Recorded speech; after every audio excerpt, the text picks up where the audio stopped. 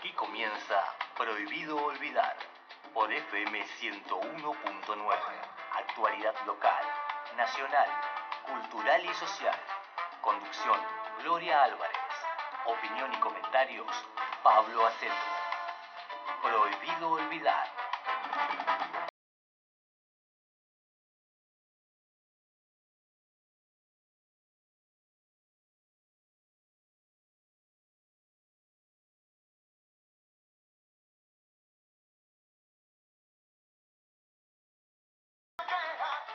Muy buenas tardes, aquí comienza Prohibido Olvidar por la FM 101.9 en Mar del Plata, martes de 15 a 16 horas.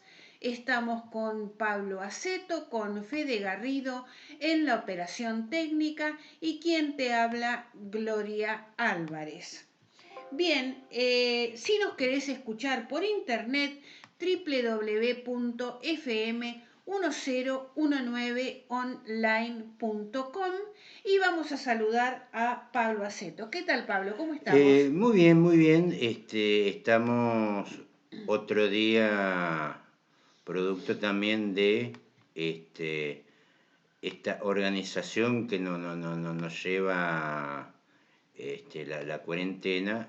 Hoy estamos grabando desde el lunes a la noche para el martes. Exactamente. Así que por ahí, ¿qué horas son? Son las 12 de la noche, por ahí, desde las 12 hasta la madrugada, que puede ser un siglo. Vamos a ver si nos desbordan las verdades, ¿no? Bueno, Pablo, te cuento y les cuento a los que nos están escuchando que la columna de Alberto Cortés hoy se llama La política internacional de Argentina. Vamos a hablar de la situación de los colegios privados. D'Andrea plantó a los recicladores. El municipio pedirá por salidas recreativas. YPF desmiente la suspensión de trabajadores y Aerolíneas Argentinas suspenderá por 2 meses a una parte de sus empleados. Bueno, tenemos preparada ya la columna de Alberto Cortés. ¿Cómo no? Que se llama La política internacional de Argentina. La prensa hegemónica, que es la mayoría de los medios de mayor difusión en la Argentina y el mundo, promueve la idea de que en el planeta hay países, entre comillas, democráticos, donde las autoridades las elige el pueblo, se respetan los derechos humanos y todo anda mejor, y otros que son, entre comillas, dictaduras, cuyas autoridades y políticas resultan del capricho de una minoría o de una sola persona, se violan permanentemente los derechos humanos y la población sufre toda clase de privaciones como producto de esas autoridades malévolas. Finalmente hay otros sobre los cuales se trata de informar con la menor frecuencia posible, porque las noticias más relevantes que se producen allí generan preguntas muy incómodas para ese esquema dicotómico. Así, serían países democráticos, entre comillas, Estados Unidos, los gobiernos latinoamericanos de derecha, surgidos de elecciones como Brasil, Chile, Colombia, Honduras, de Bolivia mejor no hablar, los países de Europa Occidental y, en general, las naciones de otros continentes que mantengan alto grado de sintonía con la política internacional norteamericana. Serían, en cambio, dictaduras o al menos regímenes autoritarios, China, Rusia, Irán, Cuba, Venezuela, entre otros. Monarquías absolutas como la de Arabia Saudita son el tipo de regímenes sobre los que convendría hablar lo menos posible. Ahora bien, en los Estados Unidos son hechos reconocidos que el dinero puesto en las campañas electorales es decisivo en muchas de ellas y que además luego los lobbies, que están aceptados y legitimados, con más dinero de por medio se encargan de forzar la aprobación o la traba de las leyes que les interesa promover o hundir. Entre los más notorios, el armamentista, que impulsa la libertad de comprar y tener todo tipo de armas, incluidas muchas de guerra, con el resultado de más muertos por tiroteos que en las guerras. Muchísimos de ellos masacres de tiradores alterados que entran a escuelas y disparan contra decenas de personas. El más poderoso de los lobbies es el del complejo industrial militar, así denominado por el expresidente Eisenhower, que a pesar de ser un general lo sufrió en carne propia. Su sucesor, John Kennedy, fue asesinado sin un esclarecimiento creíble del crimen hasta la fecha. Ese lobby es uno de los principales sospechosos, y el hecho permitió posicionar en la presidencia a Johnson, que sí respondió a esos intereses. Habría que sumar los de la industria farmacéutica, energética, en especial petrolera, química, en especial la vinculada al agronegocio y otros. Sus capacidades para dar o no apoyo económico decisivo o no a candidaturas electorales están entre sus armas principales. Es decir, en Estados Unidos no gobierna el pueblo, como se pretende hacer creer, sino el llamado Estado profundo, formado por corporaciones e intereses a los que nadie vota. Estados Unidos es el país con mayor cantidad de presos en el mundo, tanto en valores absolutos como en relación a su población. Muchos de esos presos son políticos, aunque como es tradicional en todas partes, aparecen acusados de delitos comunes. En la base de Guantánamo, además, los Estados Unidos mantienen detenidas a numerosas personas por años sin directamente acusarlos de nada. Se han emitido leyes y directivas legalizando formas de tortura. La irresponsabilidad de su actual presidente en la pandemia actual ha sido el principal factor incidente en la muerte de más de 100.000 personas que en su mayor parte habrían sido evitables, como lo muestran los resultados de otros países administrados con más cordura. Fue electo con casi 3 millones de votos menos que su principal rival, que a su vez había sido postulada burlando las normas que regulaban las elecciones primarias dentro del Partido Demócrata. En estos días arde Minneapolis, como consecuencia de un nuevo homicidio racista, grave problema no superado de este país, herencia de un régimen esclavista que Estados Unidos mantuvo por 89 años aún después de declarar su independencia y, supuestamente, la igualdad de los hombres, y por mucho más tiempo en formatos disimulados. Pregunta: ¿se respetan en los Estados Unidos los derechos humanos? Los Estados Unidos apoyan además a regímenes monstruosos y tiránicos, como los de Arabia Saudita y otros, donde las violaciones a los derechos humanos son el pan nuestro de cada día, y de democracia no se puede ni soñar. Pero de esto es preferible hablar lo menos posible. Es la norma de la prensa occidental.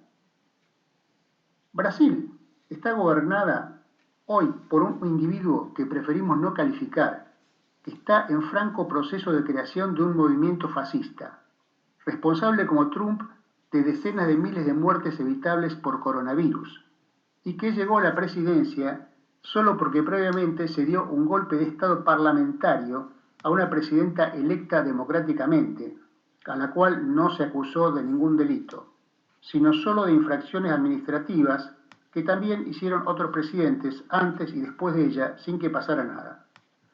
Luego se proscribió al candidato que encabezaba todas las encuestas, condenándolo sin pruebas y solo por la, entre comillas, convicción del juez. También se le prohibió expresar desde la cárcel su apoyo al candidato que lo reemplazó. Chile tiene un régimen basado en la constitución hecha por la dictadura de Pinochet, producto de un golpe de Estado dirigido desde Washington, con cerrojos que hacen muy difícil cambiarla. Un gobierno que ha reprimido salvajemente manifestaciones multitudinarias por meses, reclamando cambios y quitando la vista a cientos de chilenos. Un bajísimo respaldo en las encuestas, otra pésima gestión de la pandemia. Honduras, un gobierno represivo, producto de un fraude que hasta la OEA cuestionó y luego se cayó la boca ante el respaldo estadounidense al mismo.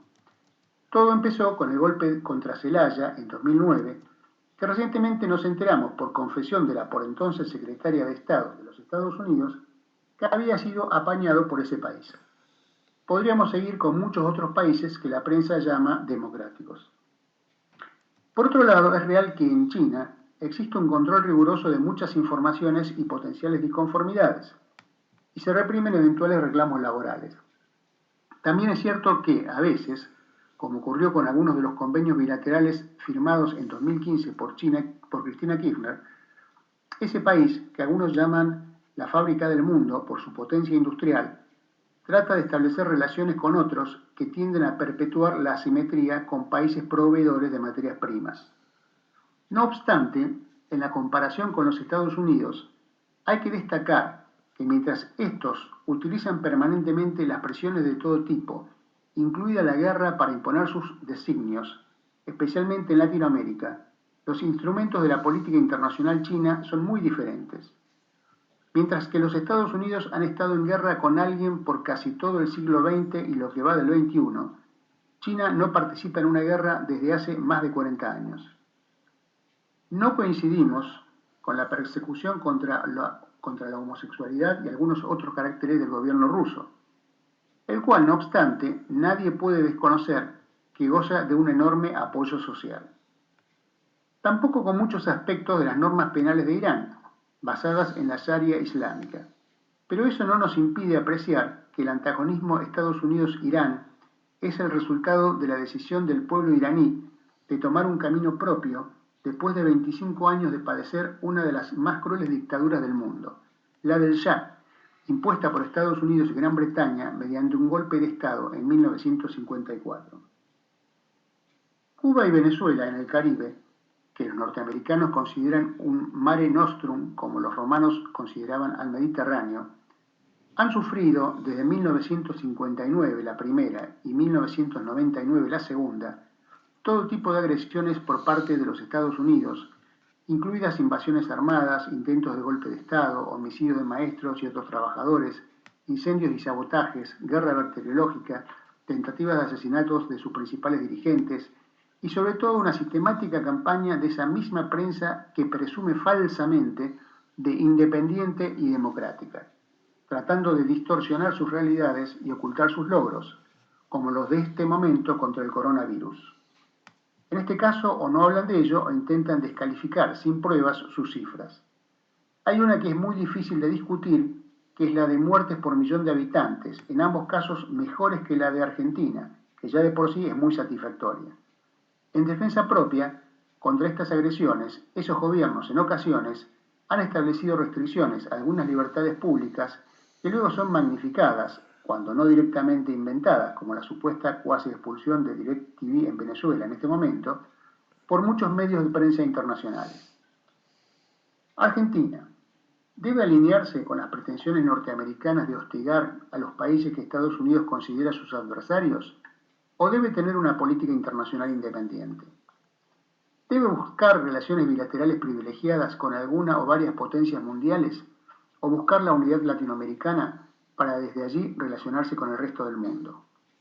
¿Debe calificar éticamente a los demás estados del mundo, lo cual se hace siempre desde parámetros falsos e informes parcializados, o basarse en el principio de no injerencia en los asuntos internos de otros países y, en todo caso, opinar en los temas puntuales que lo ameriten dentro de los organismos internacionales especializados como el Consejo de Derechos Humanos de las Naciones Unidas? ¿Debe abstenerse de mantener todas las relaciones amistosas posibles con todos los estados del mundo, grandes o pequeños? ¿O por el contrario, debe promoverlas, pero afirmando en esas relaciones el respeto de los intereses y la soberanía nacionales?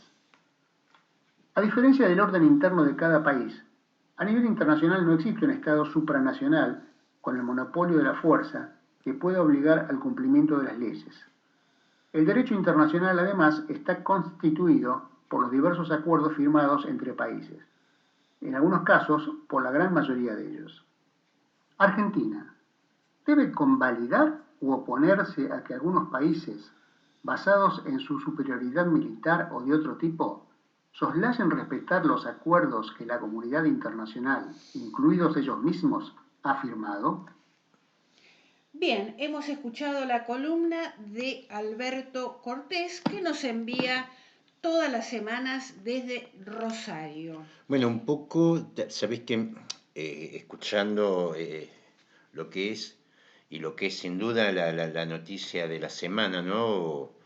El caso del presidente de Estados Unidos que se tuvo que refugiar en el búnker de la Casa Blanca porque la gente estaba ganando la Casa Blanca, ¿no? Una cosa bastante llamativa.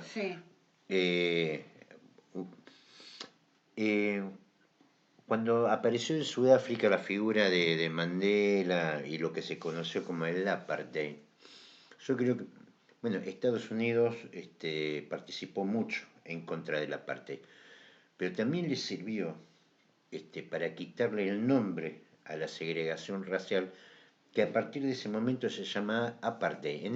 Antes se llamaba las políticas de Jim Crow. Eran las políticas de segregación en Estados Unidos, donde bajo el lema iguales pero separados, este, se, se organizaba todo un régimen donde, por supuesto, el afroamericano, especialmente estamos hablando de las políticas de... Jim Crow era un personaje que hacía un comediante, Thomas Rice se llamaba. Estamos hablando en 18... No, no, 1900, principios del siglo XX, fines del siglo pasado, que se utilizó como una manera de caricatura del afroamericano. Era despectiva, muy distinto a lo que se conoció como Al Johnson, donde el hombre cantaba pintado de negro. Sí. Los espectáculos de Jim Crow eran sumamente despectivos y todas las leyes de segregación en Estados Unidos se las llamó leyes de Jim Crow. Y así quedó en el mundo, hasta que eso un poco lo tapó Sudáfrica con el término apartheid. Antes del apartheid eran los Jim Crow, era cómo se definía el racismo en el mundo en función de las políticas norteamericanas de segregación. Bueno, evidentemente todavía no lo han resuelto. No. Cuesta entender que no lo haya, al contrario, se ha ampliado, porque incluso ahora también se ha ampliado en lo que es la cuestión de los latinos, los caribeños, ¿no? Que no quedan atrás en la hora de impartir desprecio, especialmente por los sectores blancos de Estados Unidos. Bien, vamos a ver cuál es la situación de los colegios privados en Mar del Plata. El cobro de la cuota cayó un 50% y piden ayuda oficial. Pese a las clases virtuales, no se llegan a pagar los costos fijos. Unos 70.000 alumnos integran la currícula de la educación privada en Mar del Plata. Días pasados, la Asociación de Institutos de Enseñanza Privada de la provincia de Buenos Aires y la Junta Nacional de Educación Privada reclamaron un salvataje económico de aquellas instituciones que corren riesgo de cierre. No hay otra salida que el ATP, la ayuda para el trabajo y la producción, hasta que se retomen las clases presenciales. Tampoco podemos pedir a los padres que paguen la cuota cuando hace más de 70 días que los chicos no tienen clases. Instituciones más pequeñas como jardines de infante han cerrado sus puertas. Bueno, esta es la situación delicada de algunos colegios en Mar del Plata. Bueno, no escapa de las generales de la ley, ¿no? Sí. Especialmente, qué sé yo, en el afán de por ahí salvar el año, las escuelas primarias y secundarias un poco se sostiene, pero un jardín, un preescolar, eso ya es... Es muy difícil Es sostenerlo. muy difícil sostenerlo porque, escúchame, eso retirás el chico y listo, veremos el año que viene. Claro. Pero más cuando los chicos tienen que estar en la casa con los padres. Sí, pero no es capaz de es las generales, ¿no? claro, es una situación complicada porque si los chicos no tienen clases, Mm. los padres, la mayoría de los padres, Si está parada la muchos, actividad económica, aunque se abrieran las escuelas, yo no sé cuántos padres tienen para pagar la cuota. claro, Hoy claro, veámoslo claro, también en ese. claro. Y por otro lado, las escuelas tienen que afrontar los costos fijos y no tienen con qué, porque al no abonar los padres la cuota, Hay muchos que son locales alquilados, sí, así sí. que evidentemente van a, es tan complejo como cualquier otra actividad Sí. económica, porque en definitiva la escuela privada también es un negocio. No.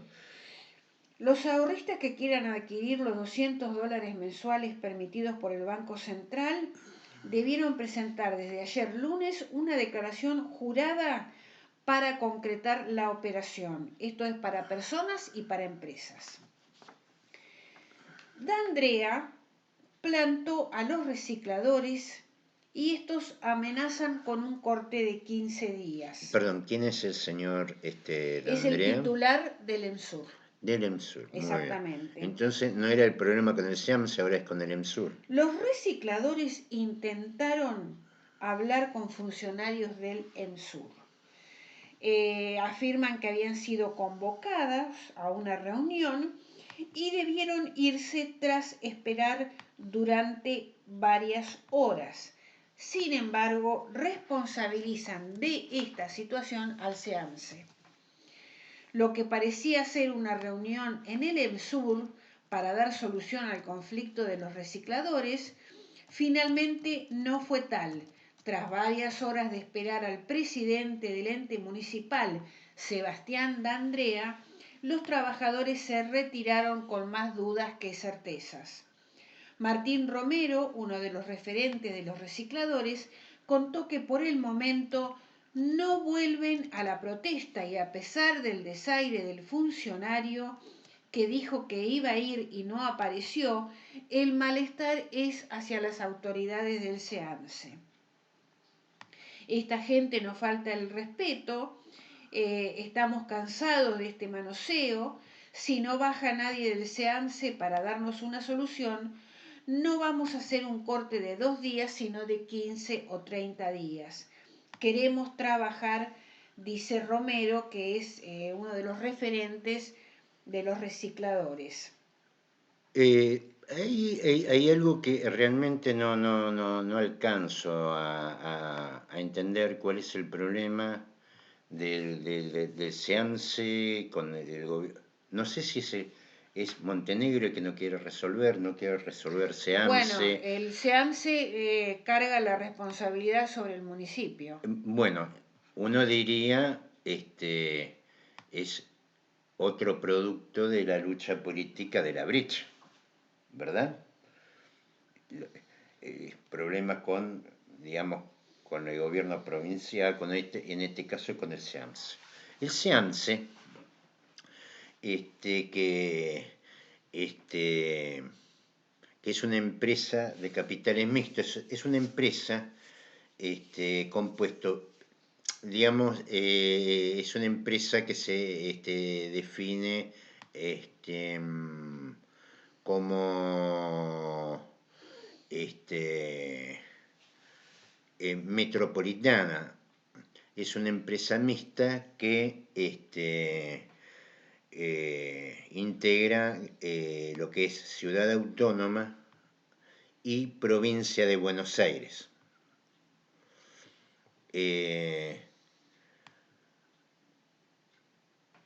A ver si acá tengo el nombre completo. A ver. No, parece que no está. Se llama Coordinación Ecológica Área Metropolitana Sociedad de Estado. Ahí está.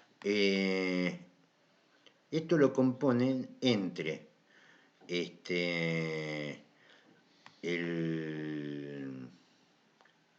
Ciudad Autónoma de Buenos Aires y Provincia de Buenos Aires. El que está a cargo del directorio de SEAMSE es el arquitecto Eduardo Enrique Ricciuti. Alguien podría decir, Ricciuti debe ser un peronista de la primera hora, que está ahí complicándole la vida en Mar del Plata a Montenegro. Fíjense que no. Ajá. El arquitecto Eduardo Enrique Ricciuti era funcionario del gobierno de Macri en Capital Federal. Viene del PRO. Y el directorio actual del SEAMSE lo eligieron en el 2018, no, perdón, en el verano del 2019. Y el nombre de Eduardo Ricciuti sale en base a un acuerdo entre la gobernadora Vidal y el jefe de gobierno en ese momento, que es actualmente Larreta. Uh-huh. Es un hombre puro del PRO. Uh-huh. Es decir, y es más, es gente de Vidal. Igual que Montenegro. Digo, ¿qué problema hay ahí? ¿O no hay problema? El vicepresidente del SEAMSE, que eso yo lo recuerdo, ¿por qué? Porque Ricciuti me acuerdo de la interna que se dio ahí. Ricciuti era gente de Vidal. Había venido igual que ella de formar parte del gabinete de Mauricio Macri en Ciudad Autónoma. Uh-huh. Había que elegir el vicepresidente, entonces los larretistas querían poner uno propio, pero en base a negociaciones y acuerdos hechos, deciden no poner a uno propio, deciden poner a alguien del sector con que Rodríguez Larreta tenía acuerdos. ¿Con quién dirán ustedes? Con camioneros. Uh-huh. El actual vicepresidente del SEAMSE es Claudio Fabián Tapia, el Chiqui Tapia, el presidente de la AFA. El conflicto, ¿dónde está? Y si uno lee todo el directorio, no lo vamos a leer todo, el director, Patricio Santiago Peralta, el doctor Gustavo Horacio Ricardes, Víctor Banville, un director presidente, porque tienen presidente, directores presidente, un montón de cosas. Que es la comisión fiscalizadora. Digamos, hoy, básicamente, el SEAMSE está dirigido por el PRO. Sí. Por el último mandato fueron gobernador Vidal, jefe de gobierno Rodríguez Larreta. Y en Mar del Plata hace 2 años que está el SEAMSE. Está hace 2 años, lo claro. trae Vidal. Esto viene de antes. Bueno, antes estaba Solá, entraba en esa negociación cuando estaba el peronismo en el poder, antes de Vidal. Y uno no entiende muy bien cuál es el conflicto. Porque no estamos hablando de que el directorio del SEAMSE, elegido por la Cámpora, ponele, está haciéndole las cosas difíciles a Montenegro. Porque son del mismo sector. Sí. Por lo menos con el presidente del directorio del SEAMSE, el arquitecto Eduardo Enrique Ricciuti. No sé cómo andará la relación. Sí, no se entiende muy bien cuál es el conflicto ahí. De camioneros con el intendente. Hay una deuda del municipio con el SEAMSE. Si es por las deudas que tiene el municipio. Viene desde la época de Arroyo, ¿no? No, y olvídate, pero también hay deuda y todo lo que vos quieras, pero es del equipo propio. Y sí. No me aguanta la deuda, los dos somos de Vidal, tienen que decirse. Pero también es cierto, primero, esto no hay que sacarlo del contexto porque si no, no entendés, por ahí esto trae más confusión que antes, ¿no? Porque si el equipo de Vidal y de Larreta y los aliados de Rodríguez Larreta, que sería en este caso Chiqui Tapia, Sí. que es un problema entre Rodríguez Larreta y Montenegro, porque Montenegro es de Vidal y Larreta quiere ser él el candidato. ¿Qué sé yo? No sé. Porque no se entiende si es una interna de ellos o qué es. Digo, no estoy afirmando nada, Sí, sí, sí, pero sí. yo lo que estoy viendo que el SEAM se lo controlan ellos. El primero lo puso Vidal, que por ahí ahora está con Larreta. El segundo lo puso Larreta, que es el Chiqui Tapia, el presidente de la AFA. Entonces, uno no sabe si esto es producto de una interna entre ellos o qué. Con respecto, ¿cómo se llama este destacado funcionario Del EMSUR, del EMSUR? Sebastián de Andrea. Sebastián de Andrea. No es distinto a lo demás. Nunca hubo seriedad en lo que es el trabajo de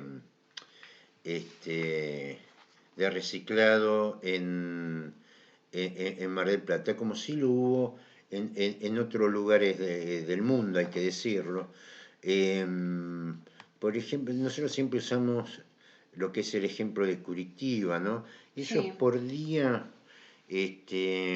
bueno, primero, encontraron en el reciclado no solamente un problema de tratamiento de la basura, una solución, llamémosle, a lo ambiental, sino también a lo que es solucionar problemas de trabajo. Está muy Claro. desarrollado En Curitiba son eso sí. trabajadores formales. Exactamente. Por ejemplo, lo que ellos este, producen, lo que ellos reciclan en papel, yo por acá lo tengo anotado, es en una nota vieja que la vamos a reflotar en cualquier momento. Lo que produce, lo que recicla Curitiba por día, en papel, en cartón, es equivalente a 11.000 árboles por día. Estamos hablando papel y cartón, no mucho más. Y ni hablar de lo que son otros metales, pero se ha tomado muy en serio el tema de el reciclado, y estoy hablando de Brasil, No estoy hablando de los países nórdicos que tienen otro orden. Hablemos de la ciudad de Maldonado. La ciudad de Maldonado genera energía con la basura, lo mismo que Olavarría, Sí. que produce gas para los hornos donde se queman desechos, residuos biológicos. Sí. Bueno, en todos lados, y acá aparentemente se entierra, porque por lo menos lo que están informando los recicladores, que ahora... Que dice que van al predio y no encuentran No, porque le tiran basura. tierra encima. Claro. Que tampoco se entiende, porque la cooperativa Cura apareció en su momento como un plan de reciclado. Ahora resulta que son recicladores informales y es una cooperativa. Es una cooperativa. Que se hizo en su momento mucha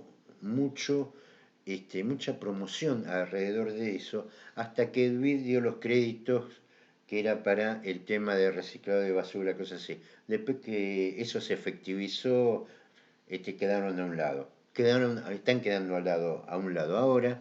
Lo de la pandemia lo agudiza, Claro. pero la verdad que nunca fue algo integrado en la economía de la ciudad. Nunca se tuvo, más allá de las primeras fotos iniciales y los abrazos y los besos, y la presentación de alguna maquinaria, que no sé cómo estarán ahora, nunca ha existido seriedad en lo que es un desarrollo de actividades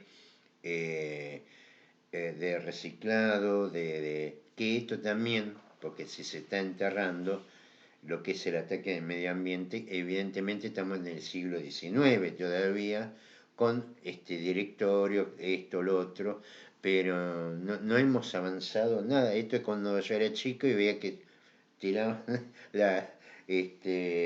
con el tractor, le tiraban tierra encima, digo, estamos, cambiamos de siglo y todavía estamos tirándole basura encima, Sí. cuando otros países hacen del tratamiento de la basura, no en este siglo, ya desde el siglo pasado, una verdadera industria complementaria que da soluciones tanto ambientales como laborales. Como laborales.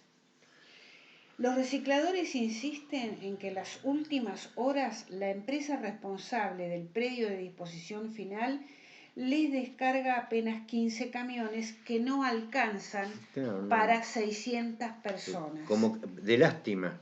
Claro, nos dicen, entiendo. nos dicen que la basura que trabajemos debe estar sin que nadie la toque por 72 horas, pero no nos descargan los contenedores de los supermercados. Hay una mala intención, dicen los recicladores. El municipio elevará a provincia el pedido para salidas recreativas. Lo hará en las próximas horas en un paquete que también contempla para una segunda instancia algunos deportes individuales. Las reuniones familiares por ahora no volverán. El municipio trabaja en la definición de un paquete de pedidos al gobierno provincial y nacional vinculados con el ocio y la recreación. Esperan poder elevarlo entre este lunes y martes para luego esperar el aval. En medio de una situación epidemiológica que se mantiene controlada en Mar del Plata, el intendente Guillermo Montenegro había anticipado en una charla que mantuvo con los vecinos que las salidas de ocio formaban parte de la agenda para los próximos días. Dentro del paquete que enviarán al gobierno provincial, que contempla la salida de padres con chicos y algunos deportes individuales, se establecen distintas etapas. La primera etapa es para las salidas recreativas con chicos durante 1 hora a no más de 500 metros de distancia. Entendemos que esa opción es la más sencilla de aplicar y creemos que en esta semana puede salir. A diferencia de lo que hace la Ciudad Autónoma de Buenos Aires, en la que estos tipos de salidas se hacen los fines de semana, la idea del intendente Guillermo Montenegro es que este permiso funcione todos los días para evitar la aglomeración de gente. Otra parte del paquete incluirá la realización de deportes individuales, aunque en el protocolo que elevará el municipio se aclarará que será para una segunda instancia. Se pueden realizar deportes como el running, surf y otras actividades individuales que suponen una descarga física y mental importante. ¿Y qué pasa con las reuniones familiares? En las últimas horas se sumaron varios distritos del interior de la provincia a la iniciativa de realizar reuniones en casas particulares con no más de 10 personas. Pero eso Mar del Plata va a tener que esperar. Bueno, lo que pasó en Necochea fue bastante... Que igual, la verdad no la entendés, porque el que vino de Buenos Aires, en medio de una pandemia, hacer una reunión, baby shower, no sé qué, ese invento que hicieron ahora, y una persona que trabaja en un centro geriátrico participando de eso. Realmente ha sido Es no tener conciencia de lo que está pasando.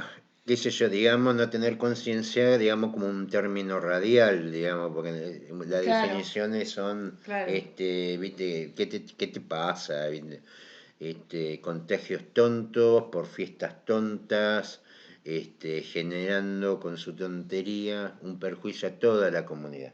Porque eso llevó a que el intendente retrocediera en lo que es la apertura de algunos comercios Sí, y cosas así. sí. Digamos, son los vecinos del año lo van a elegir a esto. Claro, claro, sí, Bueno, sí, sí. aparte en toda la pandemia no tuvieron un solo caso, fueron ellos nada más. Claro. Una maravilla. Los vecinos del año seguramente le van a poner el nombre a una avenida. Bueno, Pablo, ¿qué te parece si pasamos a tu editorial que se llama La libertad en los tiempos del coronavirus? Mira, y tenemos imagen todo que lo vamos a poner, que el que la quiera ver la tiene en, eh, en YouTube, que va a estar, lógicamente va a pasar diferido, ¿no? Ujú. Eh, Lógicamente el tema de las cuarentenas generan problemas graves, problemas profundos, no solamente acá, sino en todo el mundo. Es una realidad. Algunos han salido a la calle pidiendo libertad. ¿A quién se lo piden? ¿Al gobierno? ¿Se lo piden al coronavirus? Supuestamente al gobierno, ¿no? Sí, pero el gobierno no trajo el coronavirus, le entró como le entró a los otros países. Claro, Es como pedirle libertad al gobierno, qué sé yo, en medio de un diluvio, y miren, no puede salir porque se va a ahogar, qué sé yo. Estos son eventos naturales que que se resuelven de la mejor manera posible. Yo después puedo discutir si las medidas de la cuarentena fueron acertadas o no, y si todo lo que se hizo alrededor, que es a lo que apunta esto, yo estoy de acuerdo o no, si lo veo bien o no, pero yo no puedo discutir una pandemia, no puedo discutir una cuarentena. ¿Eh? Se dará por el tiempo que se tenga que dar, con las medidas que se tenga que dar, discutiremos si están bien, si están mal, pero no podemos decir que no existe la pandemia, por ejemplo. O como están circulando los rumores de que, los comentarios, de que la verdad el coronavirus no es tan malo. A ver, Japón se dio por terminado las Olimpiadas. sí. Los japoneses no son tontos. 4 años estuvieron metiéndole millones de dólares para crear infraestructura para llevar adelante las Olimpiadas, y se terminó. No va a haber Olimpiadas en Japón. No son, que los japoneses son de tomar decisiones estúpidas, ¿no? Se habrán equivocado para cada tanto, pero como que no son de equivocarse tanto como nosotros, por Sí. ejemplo, porque les va bastante bien a los japoneses. Dieron por terminado las Olimpiadas, cuando ya tenían que haber comenzado. Inversiones, sponsor, miles de millones de dólares que se perdieron por culpa del COVID-19. Entonces, no es algo que viste, se toma a la ligera. Sale ahí, pusimos una imagen, ¿no? Que un poco para comparar esto que dice, basta de cuarentena, libertad, y yo lo puse en una foto con los, viste, terraplaneros, lo que dicen que la Tierra es plana, porque la discusión más o menos la misma. Eh, y termina siendo cómplice de cuestiones que ellos ayudan a tapar. Eh, Hay un mundo que es material. El mundo material no se puede discutir. Que vos precisas oxígeno para vivir, que vos estás parado en este mundo por una fuerza de gravedad que te sostiene, tus limitaciones. Por eso lo que Schopenhauer decía sobre el libre albedrío, ¿no? Que la libertad en sí no existe. Vos en definitiva haces lo que tenés que hacer. Y si no haces lo que tenés que hacer, pagarás la consecuencia. Porque el orden mundial, el primer orden mundial, lo impone la naturaleza. Y lo van a ver, lo estamos viendo ahora con el coronavirus, lo vamos a ver más adelante con el tema del cambio climático. Ahí vas a ver el orden mundial, cómo te ordena la naturaleza que baile al ritmo de ella. Porque en definitiva, el mundo material es lo que nos encasilla y lo que ponemos en la medida que podemos manejarlo. Esa medida de manejo de eso que nos contiene es lo que podemos llamar libertad. No más de eso. Nadie decide nacer en este mundo y nadie puede decidir permanecer en él indefinidamente. Hasta ese punto estamos prisioneros. Ahora, esto que aparecen algunos bobos, como los bobos que discuten que las vacunas están mal o que son antivacunas. Vos fíjate lo que es un mundo sin vacuna. Sí. Un mundo sin vacuna es el coronavirus, un mundo sin vacuna es el SIDA. Claro. Eso es un mundo sin vacuna. Ese es el mundo que quieren estos tipos, que no sé qué, un orden mundial, que no sé qué. Y los otros que están diciendo que esto era una virus dictadura, hubo incluso... Infectadura tipo que se dicen intelectuales. A ver, que salgan ellos, sin barbijo, sin nada, poniendo un documento de que si ellos se contagian no van a usar los respiradores, claro. Por ejemplo. Y la infectadura, como lo plantean estos pseudos intelectuales, en definitiva termina tapando lo que nosotros venimos criticando, por ejemplo. ¿Qué es lo que están discutiendo? La libertad contra la tiranía del coronavirus. Y sí, sería algo así, más o menos, ¿no? Los japoneses que van a salir protestando contra los tsunamis. Sí, vos podés protestar todo lo que quieras, cuando la hora quiera venir, va a venir. Y cuando venga una pandemia, va a venir la pandemia. Ese es el orden natural que establece la naturaleza. A una vez viene y viene por muchos, por poco, o viene por todos. Ha existido especies mucho más poderosas que físicamente que la nuestra que desaparecieron en este mundo. Hoy son petróleo, algunos. Entonces, que estos pseudos intelectuales no entiendan esto en el marco de una pandemia, y yo no estoy a favor de este gobierno, porque de hecho está Fernández, está Kicillof y está Rodríguez Larreta también en esto.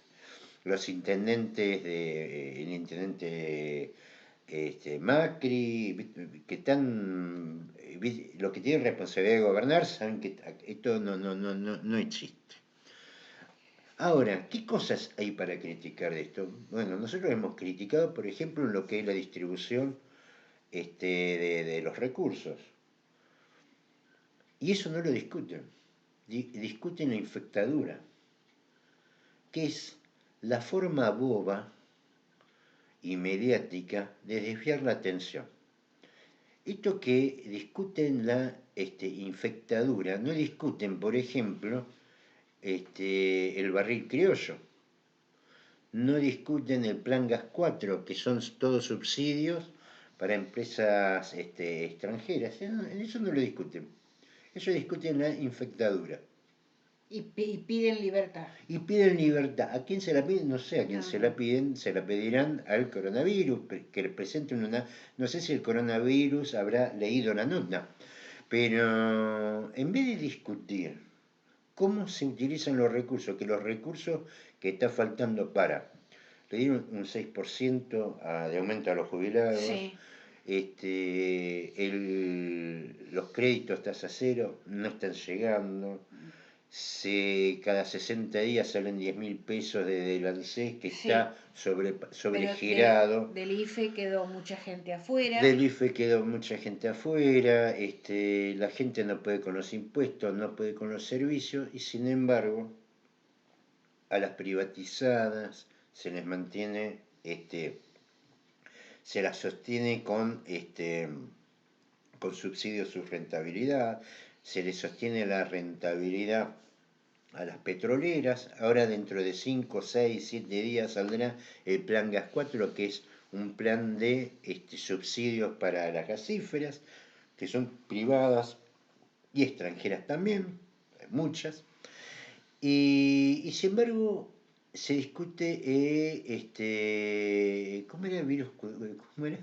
Virus Infectadura. infectadura, que me cuesta, que no me sale. Sí, es una palabra rara. Infectadura, que es también una forma de llevar una discusión, poner el grito en el cielo y que el grito también tape la verdad. Y todos contentos. Digo, ¿qué más quiere la Chevron, que recibe subsidios, Claro, que se abre de esos temas. que se abre de la infectadura? Claro, exactamente. Que lo que Ernestian, que es el titular de la compañía de energética y de combustibles, que es una de las beneficiarias que van a salir ahora con el plan Gas 4, que se abre en infectadura. Que no daría, cómo no aplaudiría Aldre Iglesias, que recibe subsidios, que se hable de infectadura. Claro. Y no se hable de la guita que le dan a él, o a Toledo, o a los paganos al frente de EDEA.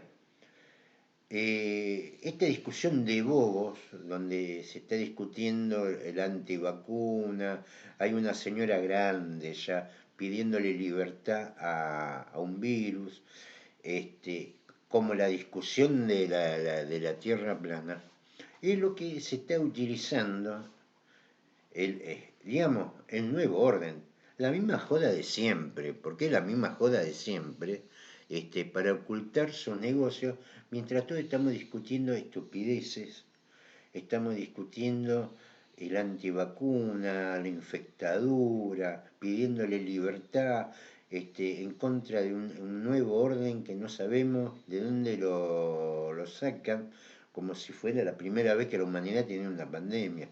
Entonces, hay bobos y hay bobos que son útiles. Y no hay mejor bobo útil que en definitiva discute sin criterio, sin fundamentos, porque todo está muy bien, pero hay que tener fundamento, pues si no, esto lo decía la otra vez, ¿no? Todas las personas son respetables. Ahora, las ideas deberán ganarse respeto. Quien crea que el problema pasa por la infectadura y no por esos recursos que están faltando para los jubilados, para la salud, para la educación, para las pymes, se la están llevando 4 vivos de empresas extranjeras, petroleras, gasíferas y privatizadas, y algún otro vivo que anda dando vueltas, como Don Florencio, como los empresarios del transporte, porque ellos no tienen problema, ellos reciben la guita y la que necesiten, mientras que las pymes no. Claro. Y sin embargo, los medios, los gritos, están por la infectadura. Yo me imagino todos estos sectores empresariales, extranjeros, locales, deben estar chochos con estos pobres estúpidos que están discutiendo Que la sigan infectadura. discutiendo la infectadura. Que sigan dice. discutiendo la infectadura. Ahora, un tipo como Sebrelli, y otro de los firmantes, que ya, esos son vivos viejos, esos saben lo que están discutiendo. Saben que están, cuando dicen peligra la democracia, habla de peligro de la democracia por la infectadura y ni hablan del barril criollo, no habla de los subsidios a las privatizadas, a sectores como multimedios. Eso se callan y hablan de la infectadura. Ya somos grandes y me parece que ya nos conocemos todos. YPF desmiente una suspensión de trabajadores en caso de extenderse la cuarentena. Su presidente Guillermo Nielsen había cuestionado el exceso de personal, lo que generó suspicacias al respecto. No. Qué suspicacia, lo dijo con todas las letras. Claro, Hay que dar vuelta a YPF, dijo. claro, hay Qué que suspicacia. despedir gente. No, lo dijo claramente, ¿eh? No, es que... La petrolera YPF desmintió que esté en sus planes una suspensión masiva de trabajadores en caso de extenderse la cuarentena, como habían afirmado algunas versiones periodísticas. YPF desmiente que tenga en sus planes licenciar a sus empleados, como afirman ciertas notas publicadas en el día de la fecha. Pero la nota publicada es por un Twitter de él. Claro. Bueno, está bien. No, sin embargo, dice, no existe en la compañía ninguna iniciativa en ese sentido y la empresa no recibió ninguna consulta periodística respecto de la cuestión. El comunicado de la empresa no solamente llega en respuesta a una nota del diario Clarín, sino que también intenta calmar el revuelo generado por su presidente Guillermo Nielsen, quien cuestionó el exceso de personal. Sí, él habló, incluso no sé si los números son reales o no, porque él largó una cosa y después la niega, que había 20.000 empleados directos de YPF. Sí. No sé si es así, a mí me parece medio mucho. Si son parece... 20.000 son mucho, teniendo en cuenta que la modalidad de extracción... Habría que ver si es así. Primero, y por ahí ahora son 4, no sé, ¿viste? Porque dice, niega, desmiente. No sé si son 20.000, son 10, son 20. 20.000 son mucho. Más teniendo en cuenta que la modalidad de extracción que están haciendo, por ejemplo, en Vaca Muerta, está todo terciarizado. Y estamos hablando de 20.000 directos. La Argentina no es dueña de un pozo, porque de acuerdo a la ley de hidrocarburos, la Argentina no puede ni explorar, ni trabajar, ni extraer, si no está asociado con una empresa extranjera. Así que no sé cómo, a qué se dedican los 20.000 si son 20.000. YPF no puede seguir adelante con este nivel de deuda y no puede seguir adelante con tantos empleados en la compañía para producir menos petróleo, había dicho el economista en una conferencia virtual. La cuenta de personal por barril producido de YPF en 2010 era de 21 personas. 21 personas por barril. Por barril, que usaba la estructura de YPF para producir un barril de petróleo. Y en 2019 nos fuimos a tener 44,6 para producir el mismo barril de 44,6 personas para producir el mismo barril de petróleo. Lo que no dejen claro si esa proporción cambió, o porque aumentaron los empleados o porque bajaron la producción de petróleo.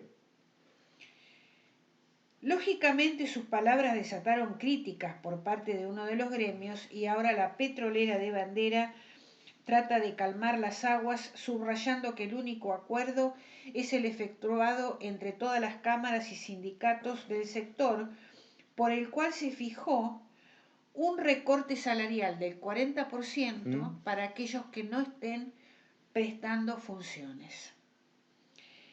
En el marco de la pandemia COVID-19, que obviamente afecta gravemente los ingresos de la compañía, YPF busca eficiencias para mitigar sus consecuencias y mejorar en cada una de sus operaciones, cuidando la salud y la seguridad de sus trabajadores. Lo que pasa es que YPF no es que perdió plata con con el sueldo de los trabajadores. No, Perdió no, plata porque nunca participó de los subsidios, pero sí de todos los gastos de exploración que después aprovecharon las petroleras extranjeras. De los 39.000 millones de pesos en subsidios nada más que recibieron las petroleras extranjeras durante el periodo de Cristina y de Mauricio, YPF nunca recibió un peso. Sin embargo, corrió con todos los costos de exploración de vaca muerta. Es decir, los otros fueron a sacar nada más. claro, o sea, ahí perdió plata, Por no supuesto con que el perdió plata. sueldo de los empleados de YPF. Yo, a ver, si hay 20.000 empleados en YPF, hay que hacer una investigación. A ver, ¿qué es eso? ¿Viste? Pero, a ver, pero la respuesta de que por qué está mal los números de YPF, Sí. hay que buscarlos en todos lados, no solamente decir que es un problema salarial, porque eso también es tapar el problema de fondo, y el problema de fondo es la extranjerización de la economía, donde la Argentina corre con los gastos, Claro. y los otros vienen y se llevan las ganancias. Y se llevan las nada más. ganancias, exacto. Porque esa también es una cuestión de fondo. Y no digo que esté bien llenar de empleados ñoqui ninguna empresa estatal. Pero me parece que la respuesta la tenemos que buscar en todos lados, ¿no? Aerolíneas Argentinas suspenderá por 2 meses a 7.500 de sus 12.000 empleados. Es por los meses de junio y julio y la empresa aérea de bandera asegura que se pagará una asignación remunerativa que será mayor al 75%. La crisis del coronavirus sigue pegando fuerte en la economía y uno de los sectores más golpeados en todo el mundo es el aerocomercial.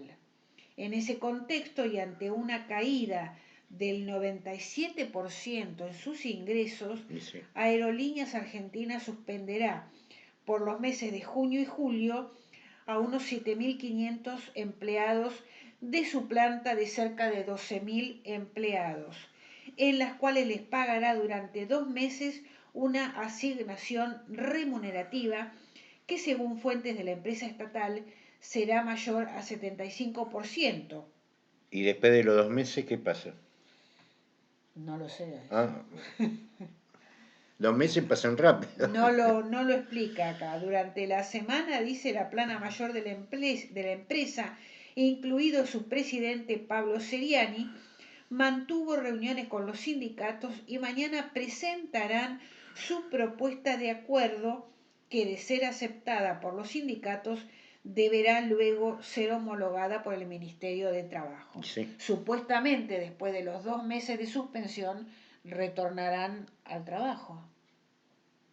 No pareciera que esta sea de las actividades que van a salir primero, ¿no? Porque está muy relacionada con el turismo. Pues está relacionada con el turismo. Por ahí puede entrar en algún corredor local. Ni siquiera tienen la posibilidad de decir, bueno, por lo menos tenemos combustible barato para vuelo de cabotaje, porque acá el combustible sale más caro del mundo porque está subsidiado. Está el $54, 45 dólares el barril. En cualquier otro lado saldría menos, pero acá le va a salir más. La semana pasada, la empresa había dado detalles del nuevo protocolo que aplicará cuando se reanuden los vuelos.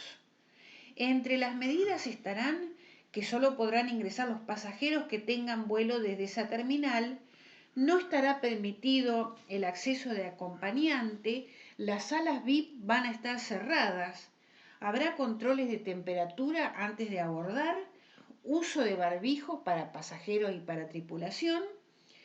No va a haber material de lectura, ni mantas, ni almohadas, ni auriculares. Van a vender la almohada, que Tampoco comidas y bebidas en los vuelos de cabotaje y regionales. No, en este caso me parece que no va a ser un tanto placer viajar, ¿eh? Pero, a ver, ¿cuál es el problema? ¿Que las tiraron las almohadas? ¿No guardaron ninguna? No va a haber material de lectura, no entiendo por qué. no sé qué tiene que ver acá el coronavirus, no va a haber mantas, no va a haber almohadas Pero ni auriculares. que no las entiendo. tiraron las mantas, ¿qué Claro, no hicieron? entiendo eso. Yo te digo, bueno, no las vamos a cambiar, van a ser las mismas de que venimos usando, Tampoco la comida, lavaremos. tampoco comida Bueno, ni ponele, bebida. la comida, la bebida, vos tenés que comprarlos, pero la almohada que las tiran fuera de borda, ¿qué hacen? Porque, viste, la almohada queda ahí, qué sé yo. Es como que me digan, van a ir parados porque vamos a sacar la butaca. Por sacar la butaca no se va a barato esto. Bueno, Pablo, estamos terminando nuestro programa de Prohibido Olvidar y nos vamos a despedir con un tema de Charly García, Nos siguen pegando abajo. Dale, Y nosotros nos volvemos a encontrar el próximo el martes. próximo martes con Prohibido Olvidar en la FM 101.9 aquí en Mar del Plata. Y el martes que viene, teóricamente en vivo. En vivo. Hasta el martes que viene.